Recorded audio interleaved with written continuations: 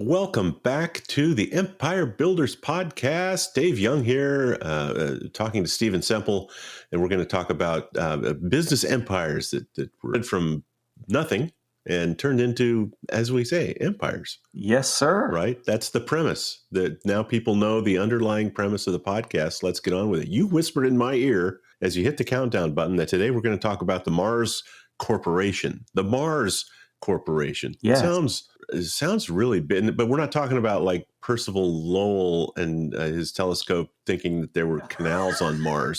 No. We're talking about candy bars. Is that right? We're talking about a lot of candy bars. I mean, so I at least got that going for me. I figured out that this is not the Bugs Bunny villain.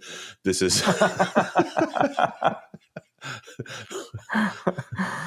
Dave, you're not feeling well, but you still bring it. I like it. Yeah, I'm just in this day and age, full transparency. I'm doing this with COVID. So yeah.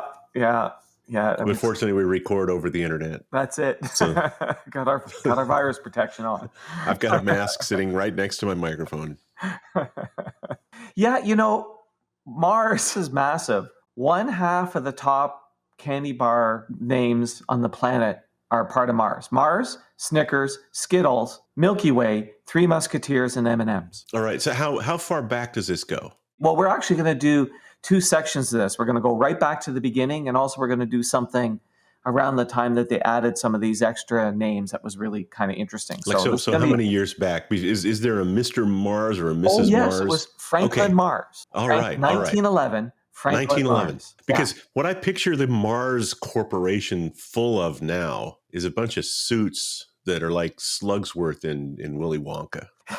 Well, they are $45 billion in revenues. Yeah. They are 130,000 employees. Dang. And they're still owned by the Mars family. Oh, well, that makes me feel good. There you go. That actually does. Because I just picture that big of a company that nobody in the boardroom actually cares about chocolate. But I'm glad to hit. So let's dive in. I'm all ears now. And they're literally one of the top 5 privately owned companies in the world. But yes, it's really remarkable that they're still family owned. So as we were talking about earlier, founded in 1911 by Franklyn Mars in Tacoma, Washington.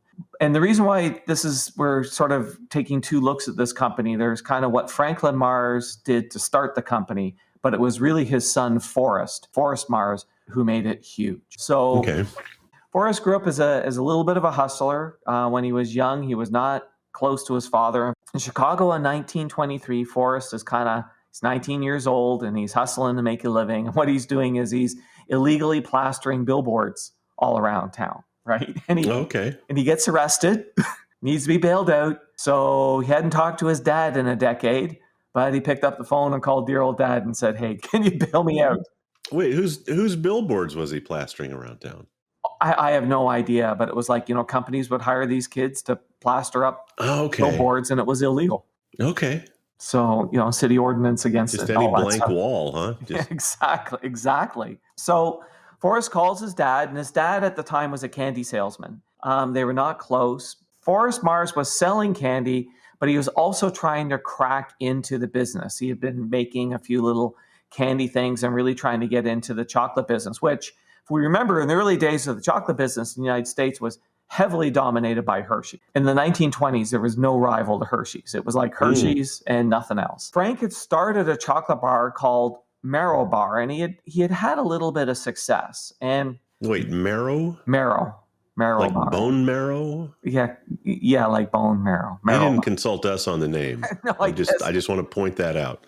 I guess not. Not on this one. So Frank and Forrest are sitting having a malted shake, and that's a really popular drink across the country. And Forrest suggests to his dad, "You should make a bar that tastes just like this." And Frank likes the idea, and they decide to team up, and they make Milky Way. All right, now we're talking.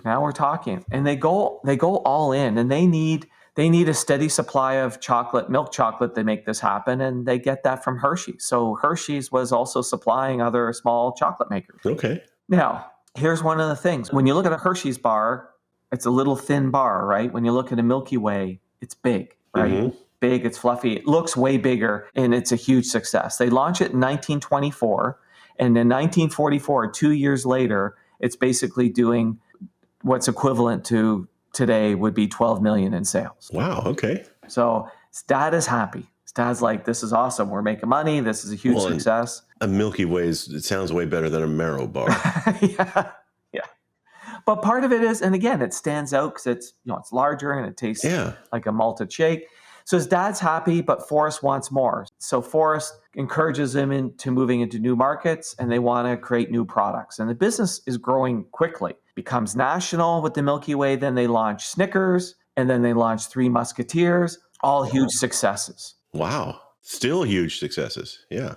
The profits are now over $2 million back in the 1920s.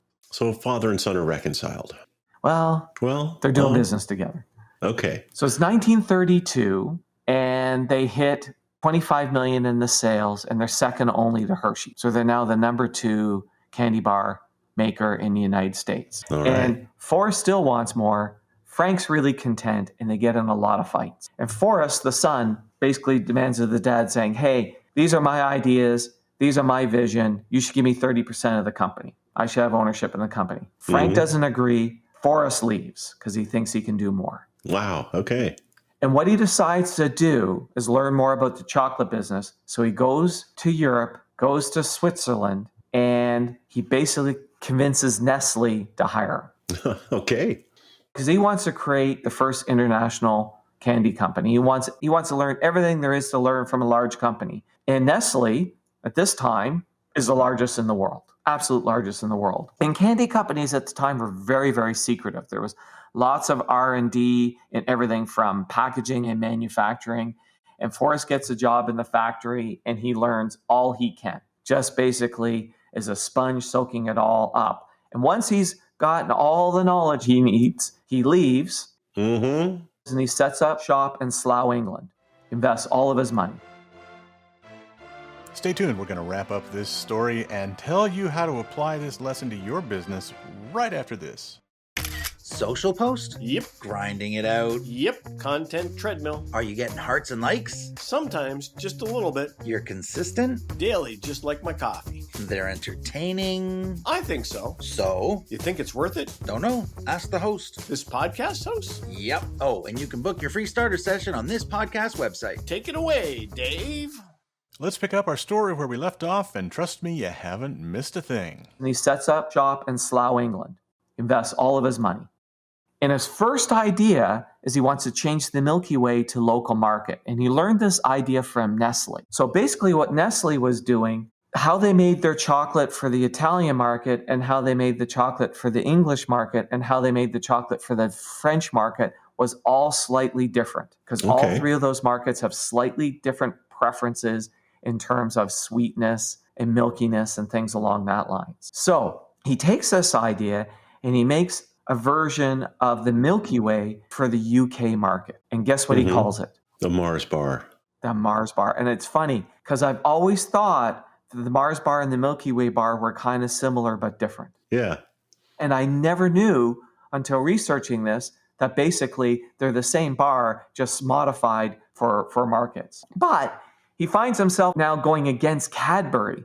And Cadbury's no slouch. Like Cadbury's from the UK, and this is a big challenge. And one of the things that Forrest decides to do is claim that his health bar has nutritional benefits. So all these nutritional, it's like a meal and a Mars is kind of the slogan that they do. Now, it's interesting because I think he got this idea from Guinness. Oh, sure. The meal in a pint. Right, but Guinness used to advertise Guinness for strength. A number of years ago, I was in Dublin and I went to the St. James Brewery, which is where Guinness started, and they show all these old Guinness ads there. And one of the ones that you saw this whole line of was Guinness for strength. And this whole idea of advertising, you should have a Guinness at lunchtime, right, for the extra nutritional benefits. So I don't know this for certain, but I know the timelines parallel. This meal in a Mars, he might have got that idea from Guinness. So, yeah, I mean, go have a beer and a candy bar for lunch. Go, for lunch. I can't think of a better way to take a nap at 2 o'clock. Two great tastes that taste great together. So basically, he does really well. He sells 1 million bars in the first year, and he expands quickly. And by 1934, he's the third largest candy bar maker in the UK. Wow.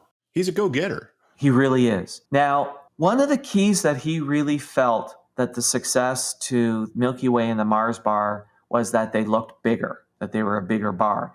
So what he decides to launch a new bar called Big Bar. It's really big. It's a really big bar. But here's the problem. It's too big. People don't finish it. Kids don't finish it. And if you don't finish it and you got a chocolate bar and you put it in your pocket, it melts. And it failed. Like it failed terribly. Now, around this time, tropical fruit prices drop. And so he decides to create a pineapple flavored, like adding pineapple flavor to his chocolate bars. Okay. Fails. The Mars bar was this big success. He's now had a couple failures. He needs a success. It's 1934. His father, Franklin, passes away. Okay. At the age of 50. And the future of the company in the U.S. is now in doubt. And there's a small number of shares go to Forrest, but most of the shares go to his stepmother, who does not like Forrest. And so Forrest is pissed. And basically, he decides that what he needs to do is just go on a vacation and cool off. So he takes a vacation to Spain. And he saw these chocolate candies made by Roundtree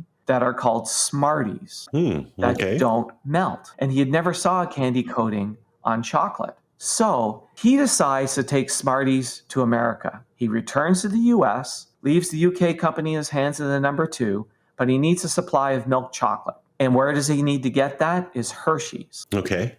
But he's brand new. Hershey's is not super interested in doing it. So what he does is he knows the president of Hershey's, his son, Murray, is never going to make it in the Hershey's business. So he offers Murray, he says, hey, you guys sell me this chocolate. I'll make Murray, I'll give him an executive position plus 20% of the company. Wow, okay. So they go, done. Murray's now set up. Murray's out of our hair. Murray's out of our hair. Not our problem anymore.